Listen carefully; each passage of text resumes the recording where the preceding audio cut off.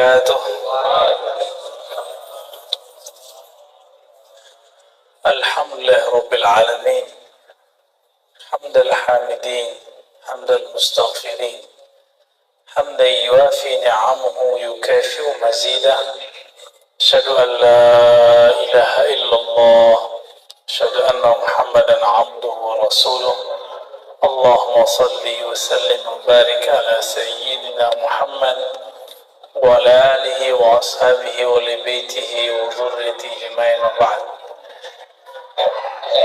Baik Bapak Ibu Saudara yang bukan Allah,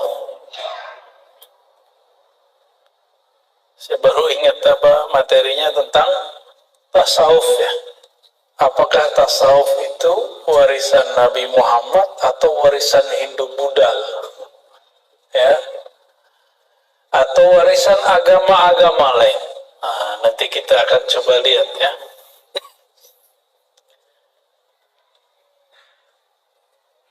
Tasawuf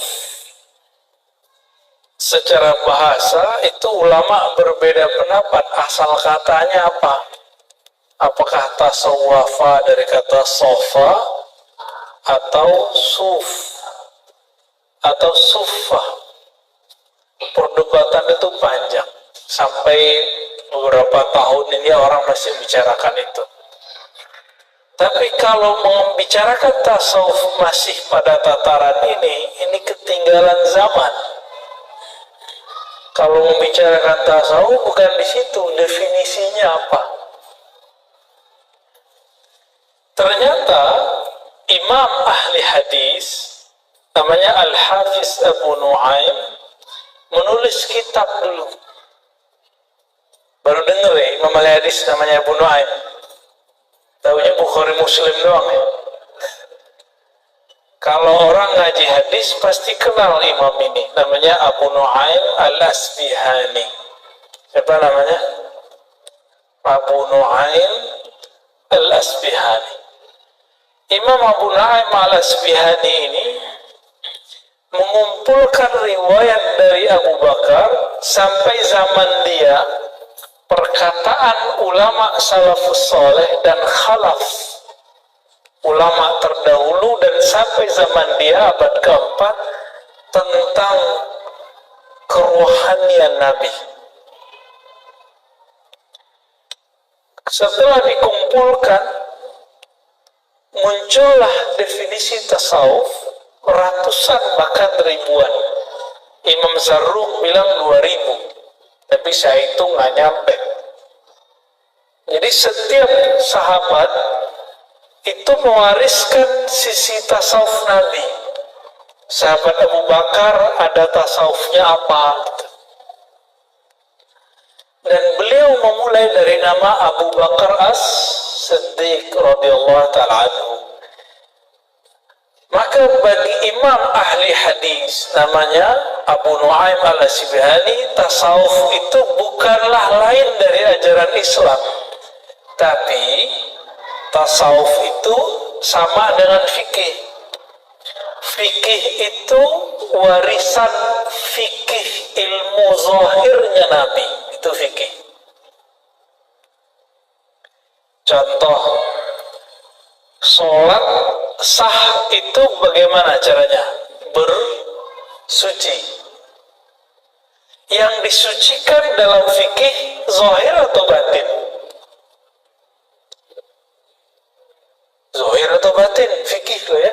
Rukun 13. Syarat supaya sah rukun 13 ini sebelumnya harus wudhu. Rukunnya 6. Hafal kan? Ya. Awal akhir doa apa ya? Niat sama tertib. Lumayan lah. Ini semuanya dari awal sampai akhir menyebutkan kesucian zahir. Benar ya? Sholat rukun 13 dari niat, cuma niat yang pakai kolbu. Itu pun sekarang sudah dilafazkan usolli, ya kan? Aslinya kan itu di kolbu, Pak. Semua amalan-amalan yang dalam fikih itu semua amalan zahir. Nabi amalannya zahir saja atau ada batinnya? Ini beda dengan kebatinan ya. Batin itu artinya sisi terdalam dari manusia. Gimana? Di rukun 13, mulai dari pertama sampai nomor 13, ada nggak namanya khusyuk? Nggak ada. Adakah rasa menghinakan diri, khudu? Nggak ada. Itu di mana? Padahal Nabi ngomong nih, hadis yang sering kita dengar, Sallu kama ra'aitumuni sholli. Sholatlah kamu seperti kamu melihat aku sholat. Ahli fikih memandang dengan mata zahirnya, ahli kolbu memandang dengan mata kolbunya. Muncullah dua ilmu yang berbeda. Satu namanya ilmu fikih, yang kedua namanya ilmu tasawuf. Jadi dua hal ini berbeda tapi tidak kontra. Loh, kok sekarang ada yang mencoba membuat dua ilmu ini kontra? Yang kontra itu otaknya dia. Fikih sama tasawuf gak kontra. Mana buktinya? Imam Zarruq, Imam Sufi, dia mursyid Thariqat Syadziliyah. Dia ahli hadis juga, Pak. Jadi dulu itu Sufi ahli hadis. Itu biasa. Sekarang Sufi suka nonton film Korea. Ya, itu maksudnya saya, Pak. Kalau yang luar itu mah Sufi beneran ya.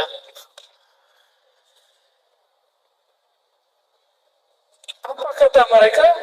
Sufi itu zindiq. Enggak ya, sekarang? Dianggap meninggalkan syariat. Lalu tidak ada. Imam Zarruq mengatakan apa? Setiap ajaran hakikat, ajaran tasawuf yang bertentangan dengan fikih, maka itu batil. Setiap ajaran fikih bertentangan dengan ajaran hakikat, maka dia kosong. Jadi kalau mau cari orang kosong, cari orang yang anti tasawuf.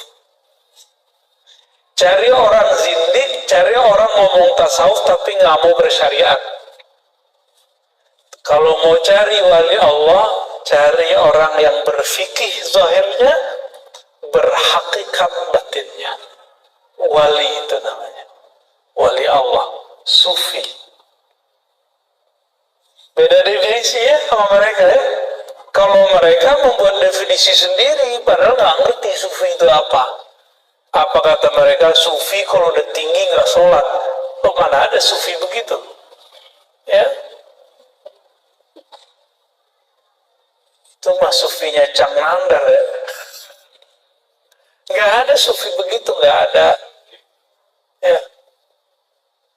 Sufi kalau udah alim, udah kasyaf, nanti kerjaannya baca isi hati murid, ya itu mah kasyaf. Nggak mesti, ada yang bisa begitu, ada yang enggak. Itu nggak ada urusan. Sufi nanti bisa menghilang gitu ya, nggak ada urusan. Itu sufi itu orang yang bertasawuf, orang yang menjaga hakikat di dalam kolbunya supaya tetap terkoneksi dengan Allah Subhanahu wa Ta'ala. Tadi Bapak ini dari takbir sampai assalamualaikum badannya di sini. Ya. Iya ya. Tapi sebagian pikirannya nggak di sini. Jujur aja Pak. Jujur aja, ngangguk aja udah, saya tahu kok. Karena saya juga begitu. Untungnya kita dikasih zikir sama guru, dikasih ma'rifatullah sama guru, diajarin cara mengenal Allah lagi sholat. Maka ketika pikiran pergi, diambil makolbu, kamu ingat Allah. Jadi setan itu, kata Nabi dalam hadis yang sahih, jika seseorang sholat, maka setan ngomong, uzkur kaza, uzkur kaza. Ingatlah ini. Kamu tadi begini ya, kamu tadi begini. Habis ini kamu keluar lewat pintu itu, nanti sendalmu di situ disebutin semua, Pak. Sampai ke rumahnya, jalan kemana itu disebutin semua. Hebatnya setan tuh. Terus kita asik kan? Tahu-tahu udah amin, udah amin aja. Tuh yang senyum-senyum pengalaman semua tuh. Tahu-tahu udah ruku gitu ya. Khusyuk apa kusut? Nah tadi pertanyaan siang tadi kita nanya gitu sama orang-orang. Khusyuk apa? Kusut. Saya yakin itu kusut.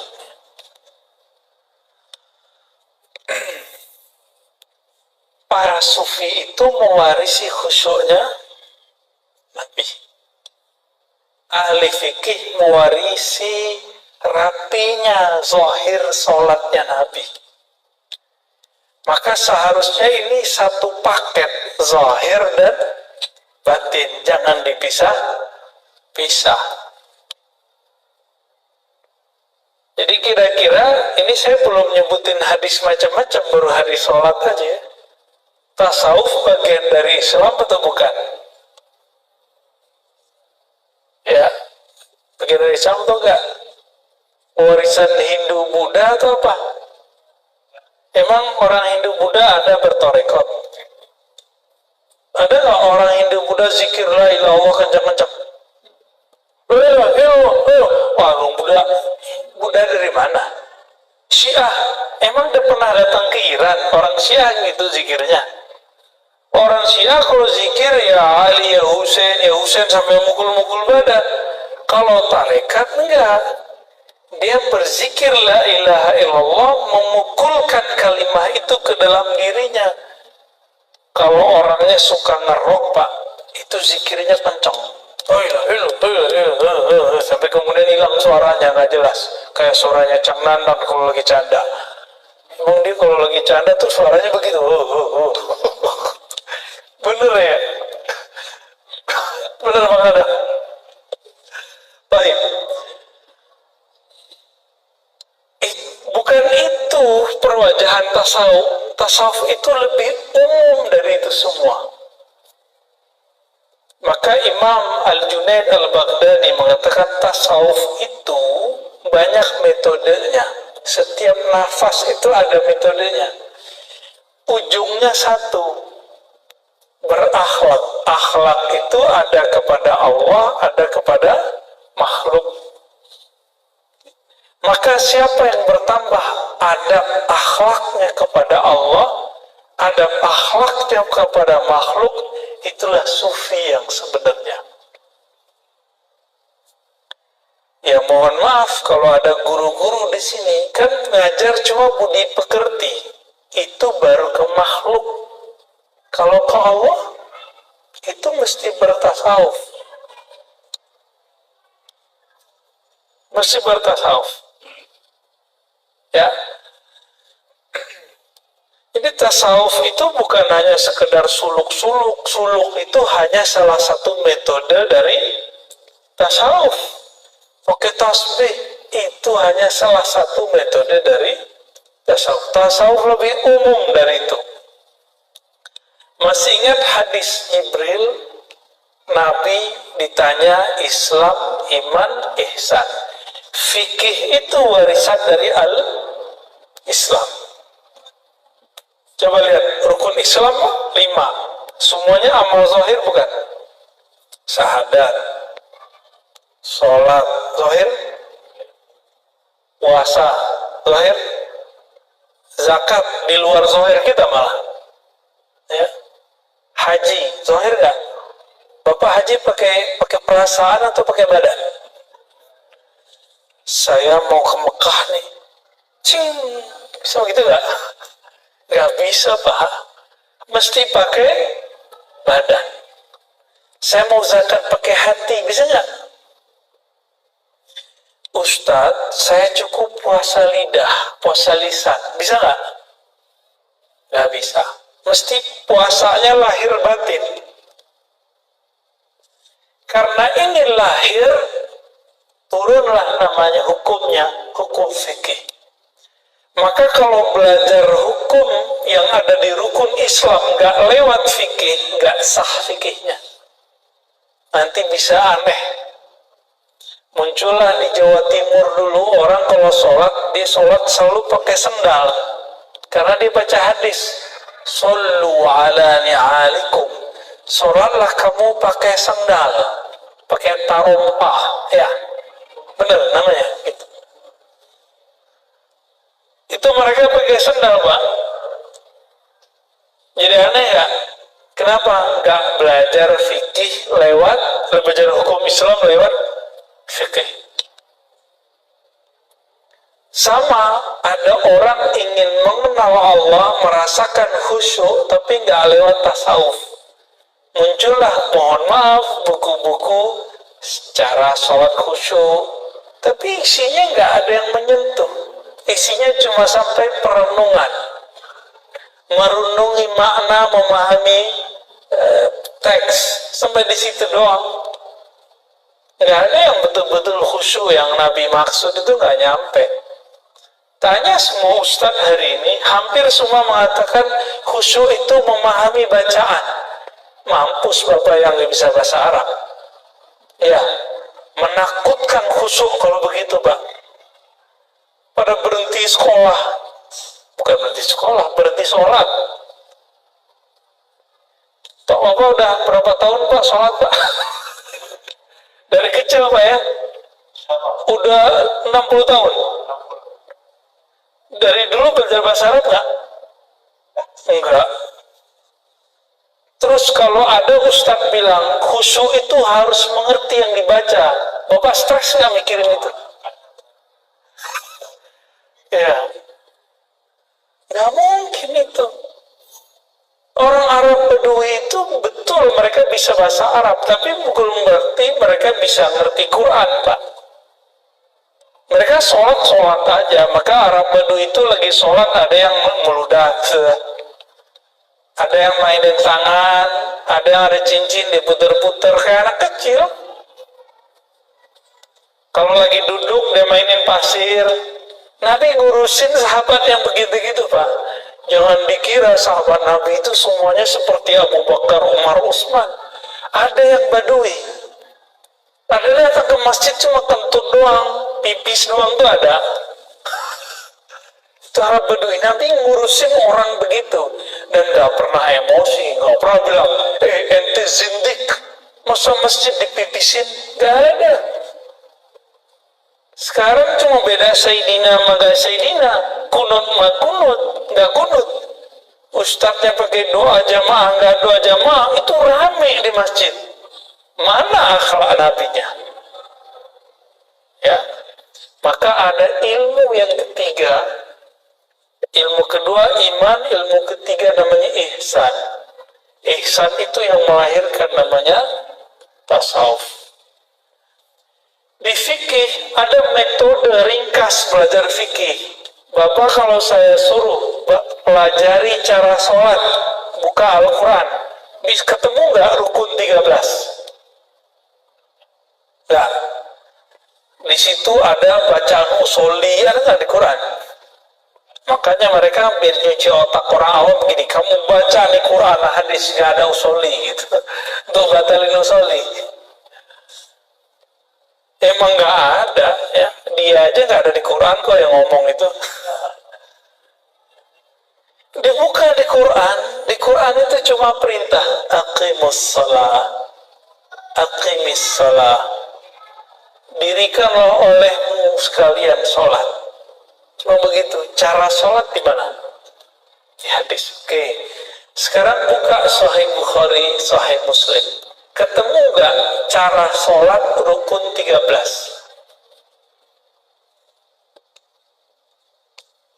Hadisnya nyampur-nyampur, Pak. Imam Bukhari nulis mawaqitus sholah, waktu-waktu sholat, satu bab besar. habis itu kitabul azan, habis itu baru sifatus sholatin nabi, bukan Albani loh ya, sifat sholat nabi ala Imam Bukhari itu ada itu. Sebelumnya, setelahnya ada tambahan, ada wudhu panjang di situ. Dan gak ketemu tuh rukun yang 6, hadisnya banyak. Oleh ahli fikih, bahan-bahan hadis-hadis ini diringkas karena mereka sayang kepada umat, supaya umat yang sibuk bekerja di siang hari, sibuk mencari penghidupan di siang hari, agar mereka kalau belajar agama mudah. Karena Nabi bersabda, yassiru wa la tu'assiru, hendaklah engkau kemas agama ini dengan mudah, jangan dipersulit. Sekarang mereka mempersulit lagi, padahal Nabi suruh mudahkan. Apa kata mereka? Nggak boleh ikut imam, langsung aja ke Quran dan Sunnah. Kan mampus murid-muridnya. Dicari di situ bab niat, di mana ada bab niat, Pak? Bapak lihat di Quran nggak ada bab niat di sini. Nggak ada, Pak. Surat Al-Maidah ayat 6 tentang wudhu, nggak ada bab niat di situ. Tapi kalau ahli fikih baca, ketemu dia. Di bagian mana tersiratnya kata niat? Dibaca hadis tentang niat umum, innamal a'malu bin niat. Tapi kenapa hadis ini dijadikan bahan nomor pertama setiap amalan? Rukun sholat, rukun puasa, rukun haji, pertama pasti niat, ya kan? Padahal tidak ada tuh di ayat puasa, kutiba alaikumusiyam, mana niatnya di situ? Ketemu di hadis, Nabi nggak bilang niat. Nabi mengatakan, malam yubayyit lailan fala siyamalah. Siapa yang tidak tabyid, tabyid itu artinya secara harfiah bayyata yubayyitu, menetapkan, menginapkan, macam-macam nih artinya. Ya. Ulama kita mengartikan meniatkan. Maka muncul bab di situ wajib niat puasa.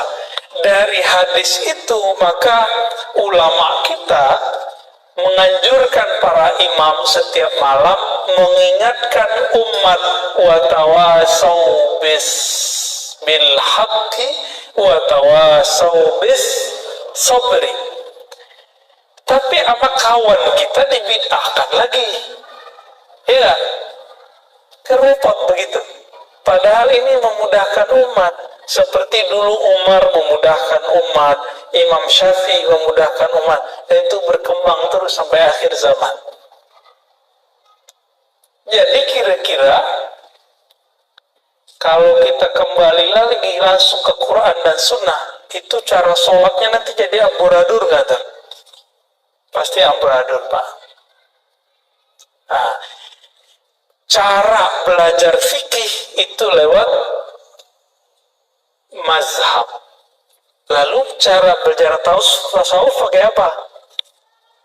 Ada namanya metode juga, disebut thariqah. Nah, thariqah ini ada yang formal, ada yang tidak formal. Yang formal itu seperti thariqah Naqsyabandiyah, tarekat Syaziliyah, tarekat Qadiriyah, itu formal. Formal itu gini, kayak sekolah, ada pimpinannya namanya mursyid, ada asisten gurunya namanya khalifah, muqaddam, wakil talqin, ada muridnya namanya salik, ada tempat sekolahnya namanya surau atau tempat khalwat, zawiyah, ribat. Apalagi ada kurikulumnya, maka zikirnya dimulai dari A sampai ke apa gitu. Kayak sekolah. Saya mau tanya nih yang sekolah di pesantren, Nabi dulu ngajarin sahabat pakai kitab nggak? selain Al-Quran, dimulai dari kitab Toharoh lah, bab bersuci gitu nggak? Nggak ada. Bid'ah nggak tuh? Kalau ahli fikih boleh buat begitu, kenapa ahli tarekat nggak boleh buat kurikulum zikir? Kok nggak boleh? Nah, maka kalau ahli fikih nggak ngerti ilmu tarekat, nanya dulu. Gitu. Ya. Maka Bapak Saudara ikhwan akhwat fillah, apakah tasawuf itu ajaran dari Nabi? Sudah terjawab, itu ajaran dari Nabi. Namun nanti metodenya disusun oleh para ulama sebagaimana ilmu fikih disusun oleh para ulama. Langsung saja ke Quran dan Sunnah. Kita tanya, Quran ini yang nyusun siapa? Ulama sahabat, siapa namanya? Utsman. Ini mushafnya Utsman itu beda loh dengan Ibnu Mas'ud. Beda tipis. Beda lagi dengan mushaf Ibnu Abbas. Ibnu Abbas surat Al-Baro'ah, surat Taubah ayat ada bismillahnya. Tapi suratnya sama. Suratnya susunannya beda-beda, Pak. Ada mushaf Ali. Itu dimulai dari ayat pertama turun, terakhir adalah ayat terakhir turun. Tapi nggak ada sekarang. Semuanya mereka serahkan kepada Sayyidina Utsman. Mereka udah sepakat nih biar mudah untuk zaman sekarang. Jadi kalau kembali ke Al-Quran itu sama dengan kembali ke ulama sahabat. Quran zaman Utsman udah pernah lihat belum? Belum. Saya pernah lihat, Pak. Quran mushaf namanya Masahif Utsmani. Bukan mushaf, masahif. Masahif artinya mushaf. Ternyata beliau dulu menyalin 6 mushaf dan itu udah paling keren di zamannya. Yang agama-agama lain juga belum pernah. Dikirim satu untuk beliau, berarti 5 keluar, satu untuk beliau. Salah satunya itu oleh Timur Leng, orang Uzbekistan. Disalin, kalau sekarang fotokopi, kalau dulu kan nggak ada mesin fotokopi, dikumpulkan ahli kaligrafi, khattat istilahnya, disalin semua. Saya baru lihat, oh begini model salinannya, sedikit beda-beda dikit dengan yang aslinya, hampir sama, nggak ada titiknya, Pak, nggak ada barisnya. Terus yang ngasih baris siapa? Yang ngaris harokat siapa? Tasdid siapa? Titik siapa? Ayo siapa yang ngasih? Ulama. Katanya nggak boleh ikut ulama, langsung aja ke Quran dan Sunnah. Ya istiqomah ini ya. Hah? Iya, temannya Bapak. Iya, jenggotnya sama, Pak. Ya, tapi itu jenggotnya tawadu, Pak. Mancing-mancing dia. Gak boleh Cang Mandar.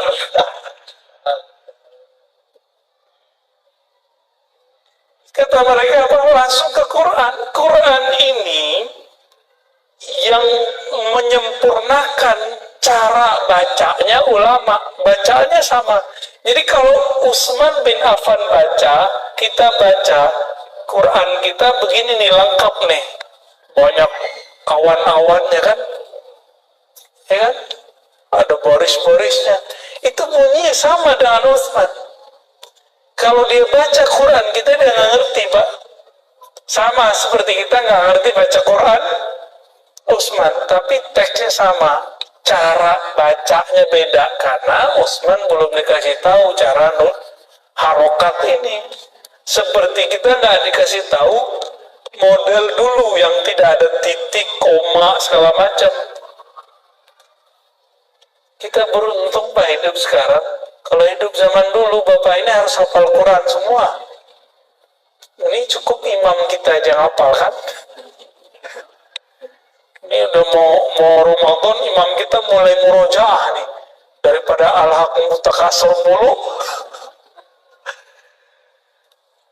Bapak saudara, ikhwan akhwat fillah, maka ulama ahli zikir yang mewarisi rohani Nabi, mereka mulai membuat kurikulum. Kurikulum pertama masuk tasawuf adalah taubat. Taubat itu kalau dibuat ke belakangnya, di dalamnya ada namanya tazkiyatun nufus. Jadi tazkiyatun nufus itu sebenarnya subbab dari taubat. Taubat adalah bagian dari tasawuf. Sekarang mereka nggak mau menggunakan nama tasawuf. Pengurus masjid ikut-ikutan. Takut ditinggal jamaah, Ustaz. Jamaah ikut Ustaz atau Ustaz ikut jamaah? Ini kedua kali saya nanya dalam 2 hari ini. Saya mau nanya Pak, jamaah ikut Ustaz atau Ustaz ikut jamaah? Yang benar yang mana? Oke, jadi selera kajian itu seharusnya selera si Ustadz atau selera jamaah? Tuh kan, kebolak-balik. Yang kejadian hari ini selera jamaah yang dikemukakan. Jamaah taunya itu aja. Ya, ditawarin kita mau 11 atau 20, ya jemaah milih 11 tarawih, ya kan? Kalau ulama tahunya cuma 20. Kalau ulama kalah sama jamaah, milihnya berapa? Ayo, ini gimana nih Tar? Ini mau 11 atau 20 ntar nih? Yang mikir 20. Waduh, gawat. 20 di sini ya? Belum? Bapak cari semua kitab fikih yang mu'tabar, nggak ada sholat tarawih 11. Cari aja Pak, tanggung jawab dunia akhirat. Baru belakangan muncul Imam Son'ani, ya, Albani, Mubarak Furi, baru belakangan. Nggak ada ulama terdahulu. Katanya mazhab Syafi'i. Kunut sih udah bagus. Antum udah kunut kan? Ya, udah kunut ya. Kayaknya mulai terancam nih yang 11 nih. Ya, ntar ngomong lagi. Tat, aneh belum lahir udah 11 rakaat. Emang itu dalil? Sejak kapan? Saya belum lahir di masjid udah 11 rakaat. Emang itu dalil? Kan enggak. Kan enggak konsisten orang-orang ini. Banyaklah masalah kita Pak. Ini kita cuci-cuci, bongkar-bongkar ini. Siap dibongkar? Hah? Bongkar. Mari kita bongkar. Bapak saudara fakir Allah, ulama ahli rohani ini karena dia mengerti dalil, dia mengerti metode, dimulailah bab tadi apa? Bab taubah. Itu beda loh Pak. Ahli fikih baca astagfirullah beda dengan ahli kolbu, ahli tasawuf baca astagfirullah. Beda. Ahli fikih baca la ilaha illallah beda jika ahli kolbu baca la ilaha illallah. Dalilnya mana lagi nih? Baca Allah yang wajib nggak usah aneh kan gitu. Orang awam takut gila, katanya bertasawuf jadi gila. Tuh berhasil antum kecuci otaknya. Ya, itu kan yang ngomong begitu fitnatud dajjal itu. Mau belajar tasawuf jadi gila. Itu fitnatul dajjal itu Pak. Karena dajjal tahu orang kalau bertasawuf itu mati nggak takut. Jihad langsung berani Pak orang kalau udah bertasawuf. Karena nama Allah sudah terpatri di kolbunya.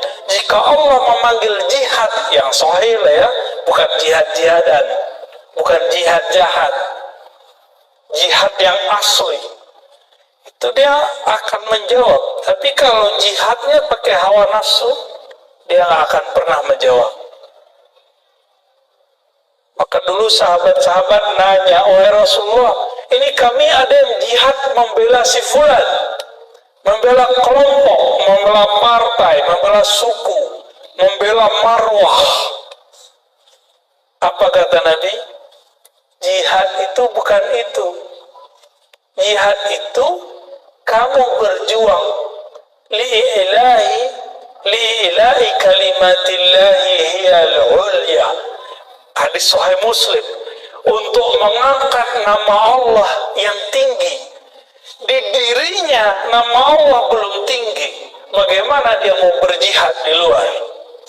Nanti sama nasi bungkusnya kalah jangan deh. Jadi jihad-jihadnya orang hari ini lapar aja mati jihadnya. Semangat jihadnya cuma karena amplop 50.000, 10.000 mampus dia. Tersinggung dikit di masjid mundur. Logo nggak muncul tengkar. Jihad apaan itu? Ya, jihad apaan itu? Itu namanya memperjuangkan kepentingan kelompok, bukan meninggikan kalimah Allah. Kalau sudah ada kalimah Allah, yang lain kecil nggak? Waladzikrullahi akbar. Sungguh menyebut nama Allah itulah yang paling besar, yang lain hilang. Maka di masjid ini nggak boleh ada bendera selain bendera Allah dan Rasulullah. Nggak ada bendera-bendera apa-apa. Tapi kalau ada orang punya bendera sholat di sini boleh nggak? Buat acara di sini boleh, jika masih sesuai dengan akidah yang ahli sunnah, yang moderat. Kira-kira begitu Pak. Saya kalau ngomong begini takut nggak Pak? Antum senang ya? Aneh jadi tumbal ya?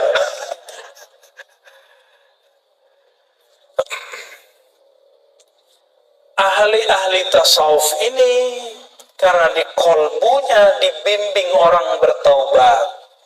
Karena ahli tasawuf tahu orang bertasawuf itu bukan berarti suci, tapi justru belajar kalau kotor gimana cara menyucikannya. Saya mau sholat, tapi lagi junub, wajib nggak mandi wajib? Bapak berani nggak lagi junub, habis malam pertama subuh nggak pakai mandi, berani nggak? Baru pulang keluar kota nih, Cang Nandar deh, pulang-pulang langsung serangan. Subuh berani nggak sholat tanpa mandi wajib? Nggak berani. Kenapa? Tubuh terasa kotor. Ini masjid zahir, tubuh zahir tidak berani masuk. Di kolbu kita ada tempat mengingat Allah, namanya kolbu fuad, sir. Itu wilayah di dalam kolbu. Maka Allah mengatakan, sesungguhnya Dia ya'lamu sirra wa akhfa. Surat Toha. Sesungguhnya Dia mengetahui sir, rahasia, dan akhfa, dan apa yang tersembunyi dalam rahasia-rahasia itu. Kalau kita masih pakai junub rohani, apa junub rohani? Lalai mengingat Allah, belum dimandikan dengan tobat, nggak bisa Pak masuk ke situ. Itulah sebabnya kenapa sholat antum tadi nggak khusyuk. Badan secara zahir sudah masuk ke masjid zahir, tapi nyawa kita belum nyasuk, belum nyambung dengan kolbu. Kenapa? Nyawa kita belum ditobatkan, nafs kita belum ditobatkan, belum bertobat dia. Jadi nggak bisa khusyuk. Jadi kalau ada orang nanya, saya nggak bisa khusyuk, udah tobat dulu zahir batin. Kalau udah bersih, baru dia bisa masuk. Dosa zahir, dosa batin. Yang paling parah dosa batin. Dosa batin itu ada yang bahaya untuk orang lain dan dirinya, ada yang bahaya cuma untuk dirinya. Untuk perkara junubnya batin namanya ghaflah, lalai, dan itu haram secara hukum hakikat. Dalam surat Al-A'raf ayat 205 di ujung ayat Allah melarang wala takum minal ghafilin. Janganlah engkau wahai orang beriman menjadi orang yang ghafilin. Ghafilin artinya lalai. Maka secara Qur'ani lalai itu dosa. Kita bukan hanya di luar sholat, di dalam sholat aja lalai. Benar apa benar? Ya. Gimana dong Pak? Maka sholat kita ini gak bisa menghantarkan kita ke surga. Apalagi katanya as-sholatu mi'rajul mu'minin, tinggi amat kajian ente. Ya. Sholat itu mi'raj orang beriman. Lah junub rohaninya belum beres, mau mi'raj, kapan mi'rajnya? Melorot ada Pak? Ya, melorot iya, mi'raj enggak. Ulama tasawuf meramu, jadilah namanya thariqat formal, Naqsyabandiyah. Tadi Pak Imam di Pekanbaru konfirmasi sama kita, Ustaz, semangat Pak Imam kita karena beliau ingin merubah. Ya. Di kampung saya kalau ada orang tarekat suluk, orang Naqsyabandi suluk 40 hari, kalau udah gak suluk dia gak sholat di masjid. Ini tarekat apaan nih katanya? Loh, gak ada urusannya sama tarekat, itu urusannya sama orangnya. Kenapa? Di tempat saya orang kalau sudah suluk rajin ke masjid. Masalahnya di mana? Orangnya nggak diajarin kalau habis suluk ada adab setelah suluk, yaitu sholat jamaah. Orang jamaah tabligh kan diajarin Pak, ada mau bayar tangguh namanya. Nggak tahu masih sama nggak istilahnya? Orang mau pulang nih dikasih bayar itu kayak semacam mentoring sebelum pulang. Nih supaya frekuensi iman ente masih sama ketika khuruj dan setelah khuruj dikasih. Di tarekat sekarang hilang. Saya teliti, ini jamaah tabligh ini ilmunya dari mana sih? Ternyata pendiri jamaah tabligh mursyid tarekat Naqsyabandiyah, Qadiriyah, Khistiyah, Suhrawardiyah, ahli hadis, mazhabnya Hanafi, akidahnya Maturidiyah. Maturidi ini kan sama dengan Asy'ariyah, beda tipis. Mursyid. Makanya dia buat tarekat informal ala jemaah tabligh. Kebaca sama Syekh Albani, apa kata Syekh Albani? JT, jemaah tabligh adalah sufi gaya baru. Jadi mereka musim JT juga Pak. Apa-apa tiba-tiba musim JT juga kan repot. Banyak di masjid-masjid kampung musir karena masyarakat ini nggak ngerti jemaah tabligh itu sebenarnya sama dengan dia. Cuma mungkin risih sebagian orang nggak ngerti pakaian begitu itu kan biasa. Cuma kalau dia masuk ke kampung tertentu, orang kampung itu belum biasa Pak pakai baju-baju begitu. Ya kita maklumilah ya. Jadi kalau ada jemaah tabligh yang disuruh sir Ya salah antum, nggak taruh duluan. Taruh duluan. Ya. Baik. Baca salah apa, Pak? Apakah tasawuf tarekat itu masih bagian dari Islam? Ya, emang itulah spiritnya Islam. Spiritnya Islam di situ. Sholat itu raga, tasawuf itu nyawanya sholat. Kalau sholat tanpa pakai tasawuf itu sama kayak orang punya badan tapi nggak ada nyawanya. Namanya apa? Bangkai. Itulah kata Imam Mu'ta'ilah, amalmu itu seperti badan. Ikhlas yang diajarkan di tasawuf itu ibarat ruh yang ada di dalamnya. Ikhlas tuh nggak bisa pakai ngomong, Pak. Ikhlas tuh nanti dipraktekin di zikirnya supaya ikhlas. Ada zikirnya. Zikirnya la ilaha illallah dengan metode yang tertentu. Ada caranya. Dalam Sahih Bukhari dikatakan, sesungguhnya Allah mengharamkan terhadap neraka menyentuh orang yang man qala la ilaha illallah min qalbihi aw nafsi, yang membaca la ilaha dari kolbunya atau dari nafsnya. Ini dua tingkat ini. Kalau versi ahli hadis ini dikatakan ragu, tapi kalau versi ahli zikir ini tingkatan. Ada orang baca la ilaha pakai kolbunya, ada yang pakai jiwanya, hasilnya beda. Kalau pakai jiwa, jingkrak-jingkrak apa jadinya. Kalau pakai kolbu bisa nangis. Itu bedanya ya. Udah azan? Kita cukupkan?